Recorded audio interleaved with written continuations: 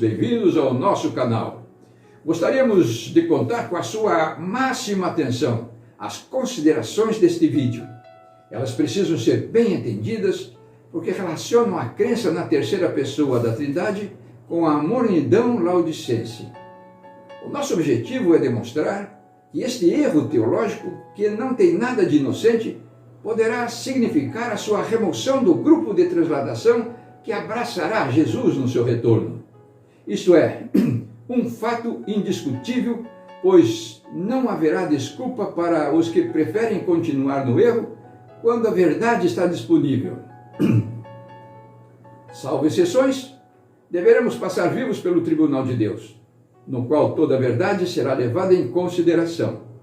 Certamente estaremos incorrendo em um grave pecado contra o Espírito da Verdade, caso estivermos transferindo os recursos do céu a serem dispensados em grande medida para desenvolver o caráter cristão nos últimos dias para uma entidade que em realidade não existe e que foi criada artificialmente pelos homens sob a inspiração maligna que desde o outro lado da história, da eternidade, do tempo, postula em vão assumir a forma de um Deus ao lado do Pai e do Filho. Examinemos, pois, a circunstância na qual Jesus tratou esta questão específica do pecado contra o Espírito Santo, lendo inicialmente Mateus 12, verso 31. Por isso, vos declaro, todo pecado e blasfêmia serão perdoados aos homens, mas a blasfêmia contra o Espírito Santo não será perdoada. Há, portanto, a possibilidade de se blasfemar contra o Espírito Santo. Esse já é um ponto extremamente importante a ser considerado.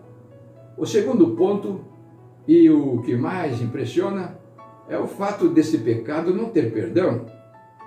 Esta é, portanto, uma séria ameaça sobre a qual não podemos ter dúvidas.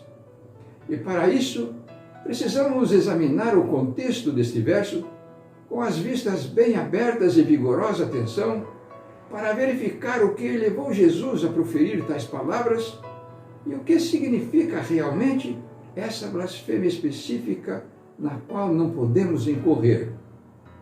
As palavras "por isso", no início do verso 31, ligam a blasfêmia contra o Espírito Santo a uma resposta que Jesus deu aos fariseus, nos versos 27 e 28, na nova tradução na linguagem de hoje.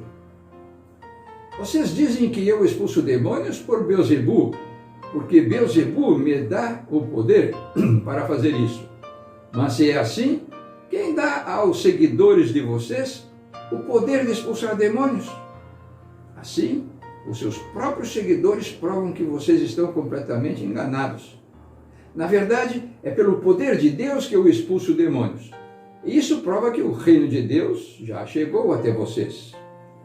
O pecado específico, portanto, que Jesus está tratando aqui com rigor, não é aquele para o qual não pedimos perdão, nem mesmo é a resistência ao Espírito de Deus conforme imaginávamos, mas sim atribuir a obra do Espírito Santo a uma terceira entidade fora do Pai e do Filho, como os fariseus estavam fazendo literalmente, conforme o enunciado do verso 24, quando diziam: este não expele os demônios senão pelo poder de Beelzebu, maioral dos demônios.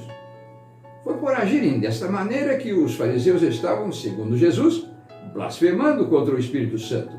Eles estavam, na verdade, rejeitando a obra da graça divina que fluía por meio de Jesus.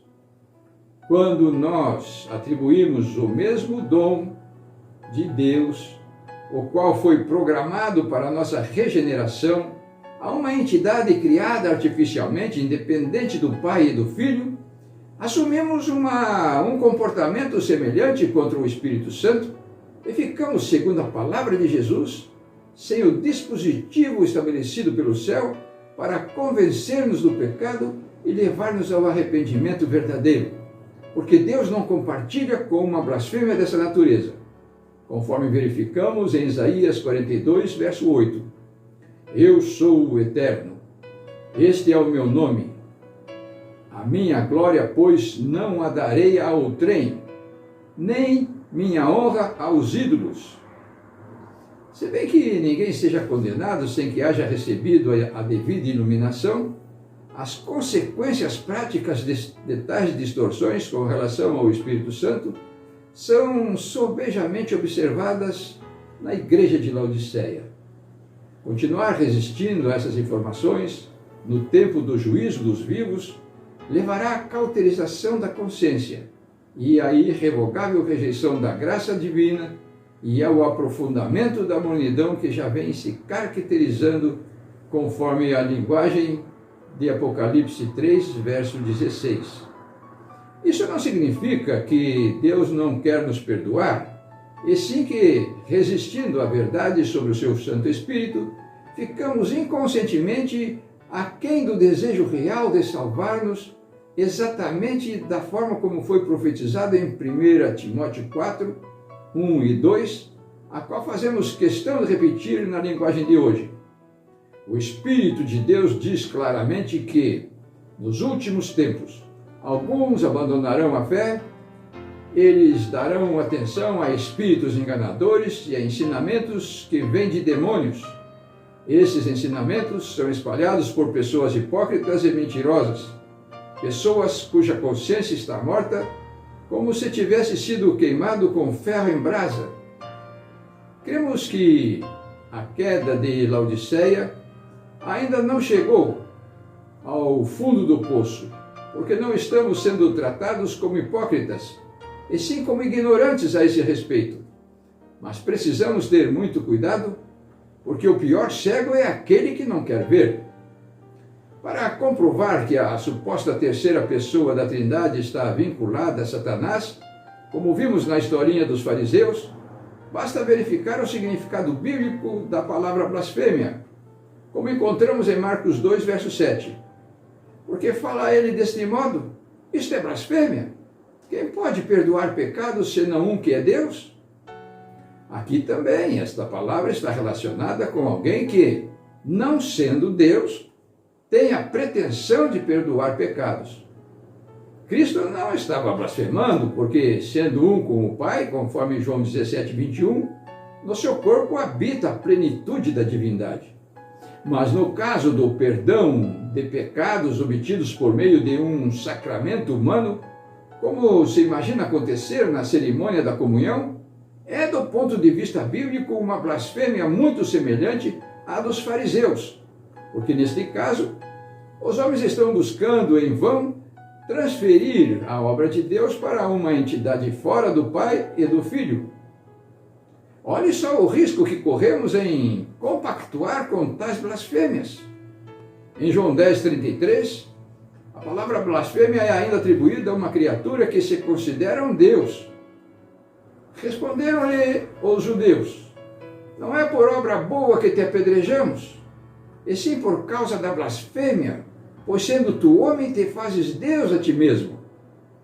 A palavra blasfêmia, aqui aplicada inadequadamente a Cristo, pode ser aplicada corretamente a tudo que busca ocupar o lugar de Jesus, quer seja por meio de sacramentos humanos, quer seja pela aceitação da terceira pessoa da Trindade, porque estamos chamando o Espírito Santo de Deus sem que o seja.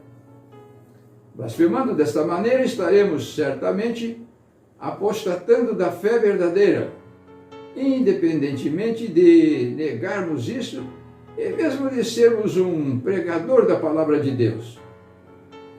Finalmente, em Mateus 12, 32, Jesus conclui seu pensamento dizendo: se alguém proferir alguma palavra contra o Filho do Homem, ser-lhe-á isso perdoado. Mas se alguém falar contra o Espírito Santo, não lhe será isso perdoado, nem neste mundo, nem no porvir. Falar contra Cristo por não discernir-lhe o caráter divino poderia receber perdão, pois mediante o Espírito Santo a pessoa é levada a ver o seu erro e arrepender-se, seja qual for o pecado. Se a pessoa crer e abandonar o erro, sua culpa será lavada no sangue de Jesus. Mas atribuir a obra do Espírito Santo a Satanás separa o pecador da fonte da bênção, uma vez que é pelo seu Espírito que Deus opera no coração. Assim aconteceu com aqueles guias judeus. Estavam convencidos de que Cristo era assistido por um poder divino, mas a fim de resistir à verdade, atribuíram a obra do Espírito Santo a Satanás. Renderam-se ao maligno e daí para frente foram regidos pelo seu poder. Urge, portanto, relembrar o legítimo papel do Espírito Santo no tempo da igreja primitiva, quando mesmo ainda não tinha nenhum vínculo com a suposta terceira pessoa da Trindade. Esse, porém, é o tema do próximo vídeo. Fique com a doce e maravilhoso Espírito Santo de Jesus e até o próximo vídeo, se Deus quiser.